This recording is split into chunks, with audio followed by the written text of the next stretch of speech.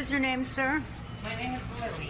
Okay, and you're stating that you called me sir, correct? After you called me young man, and I politely corrected you multiple times. You don't get to correct me. I will address you as what I see. I have no obligation whatever And I have no to enter. obligation to you. Yes, you do, sir. Unless, of course, Burger Not, King. sir. Unless Burger King has a policy to behave this way to their clients. Maybe. Oh, this is a cute one. So a trans woman decided to call a biological woman sir because the trans woman got offended. She got called sir because the biological woman once did not know how to read her mind.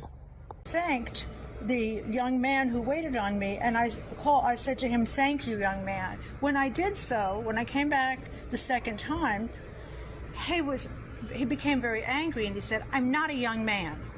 Okay? I said, "Sir, I call you what I see." He said, "Well, in that case, thank you, sir," and shut the window. Now, I am clearly a woman, and I have no obligation, as you know, ma'am, to call him whatever he thinks he's supposed to be called. And I cannot imagine that Burger King has a policy that when their customers have this sort of an interaction and they're supposed to be responded to angrily and on purpose called sir and yelled at because he did. Well, I did that to you because you called me the wrong sex. Is that Burger King's policy to treat their... I will have a conversation with Miss Lily, who was the young lady that was in the drive-thru. She is not a young lady. You're free to think. You're free to think she is, and I'm free not to. And I will address her because we do not condone being rude to our guests. So you're right. So that was inappropriate. Her retaliation because she was upset was inappropriate, and I will address that. Okay. Thank you. I'm glad to know that your policy is not to insult your clients. Yeah, our policy is not to insult, but we just hope our guests don't insult our team members either. I beg. Now, of course, all the scheming influencers are going to take the trans woman's side. I'll take the biological woman's side any day. You decided to go and work in a supply and demand where you want to demand people to read your mind. That's not how the world works.